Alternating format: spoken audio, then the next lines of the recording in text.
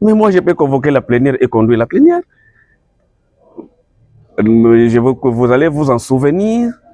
Vital Kamerhe, lorsque Bahati Lukwebo, Lutundula ont démissionné en 2010, il est resté le seul au bureau et il a convoqué les plénières jusqu'à sa démission.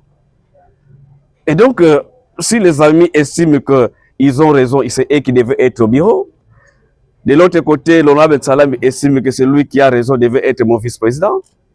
Nous attendons ce que va décider la Cour. Donc, nous allons convoquer la plénière et sinon procéder au complément du bureau, procéder au vote. Si la Cour se prononce, ceux-là qui seront élus vont laisser les perchoirs, sinon ils vont laisser les bureaux et donner raison à l'arrêt que la Cour va donner. Et donc, le moment est venu de mettre un terme aux caprices des uns et des autres.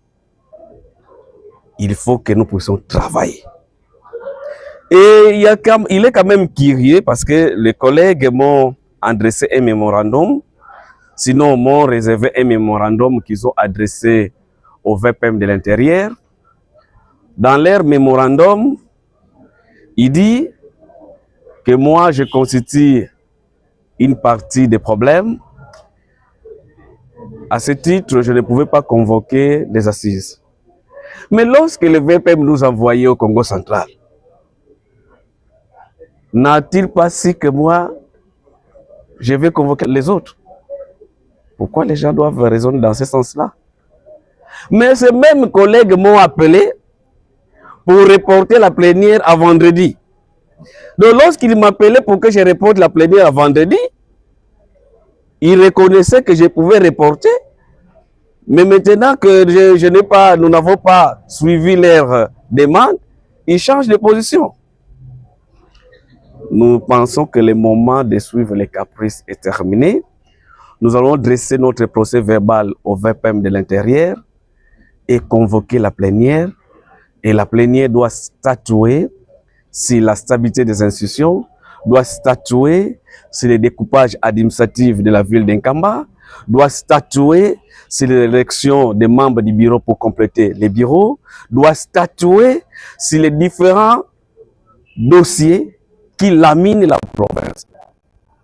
Chères dames, chers messieurs des médias, vous allez constater avec moi, tous ces jours ici, vous avez du mal à communiquer parce que le réseau devient très exécrable. Qui devront faire? Ce sont les députés.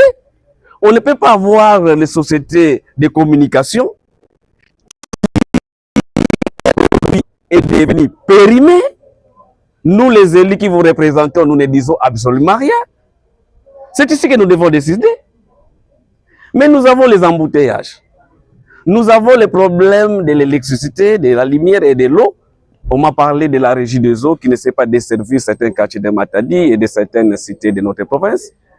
Mais où devons-nous décider? C'est ici.